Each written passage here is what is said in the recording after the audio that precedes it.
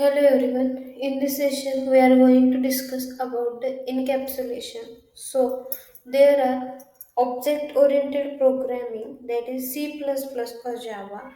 So, we are specifically talk about the C++. It having number of features, so such as class, object, then encapsulation, inheritance, polymorphism, data abstraction. So in this session we are discussing about the encapsulation.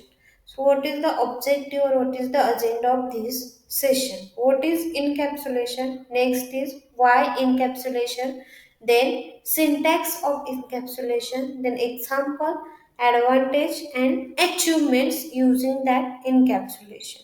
So, what is encapsulation?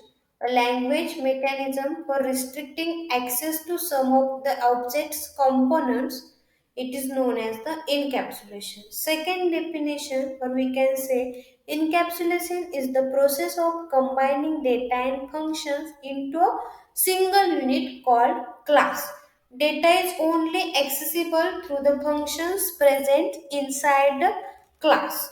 Okay, so encapsulations avoid or restrict access outside the class. So hiding the implementation details and providing restrictive access leads to the concept of abstract data type. Data encapsulation lead to the important concept of data hiding. That is, encapsulation means restricting implementation or restricting that access outside the class or hiding the data. So why encapsulation? It gives us secure and consistent result. Means that it gives the user access to a limited data and keeps our valuable data, which can change our program or increase the possibility of mistake hidden from the user. We can understand this more by one example, such as assume we made a rectangle class that contains four variables: length, width, area, and perimeter. So please note that area and perimeter are derived from length and width, so that changing length would change in both area and perimeter. If we did not use proper information hiding, then another program utilizing that rectangle class could alter the length without altering the area, and you would have an inconsistent rectangle.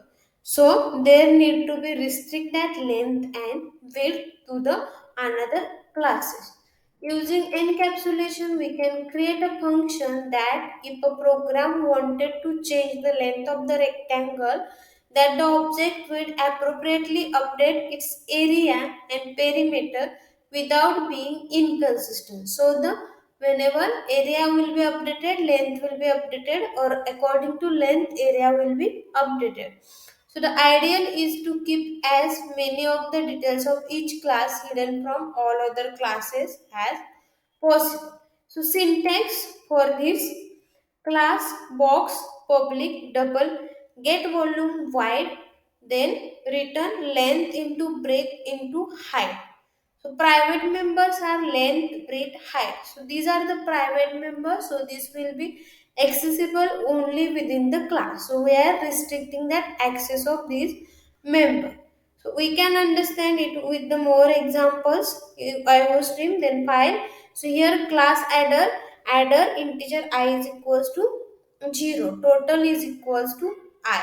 Void add number, total plus is equals to number, integer get total is one function, it returns the total, and the private integer total. So total value, it is a private, it can't be accessed outside the class. This keeps our data hidden from the word system color a adder a. So a dot add number 10, a dot add number 20, and a dot add number 30, it will be calling of the function and return total. So what will be output of this program? So add number, let's check that where is add number. So add number function is here. So whatever the total value updated plus that number is equals to add number. So the output is here 60, that is 10 plus 20 plus 30. So total a dot get total. So total is private member. So this will be not updated without the access of that object. Advantages and achievement makes maintenance of application easier due to that encapsulation improves the understandability of the application, and third advantage or achievement is enhanced security because we are restricting the access and we are avoiding data change from the outside the class or outside the program. Thank you all of you.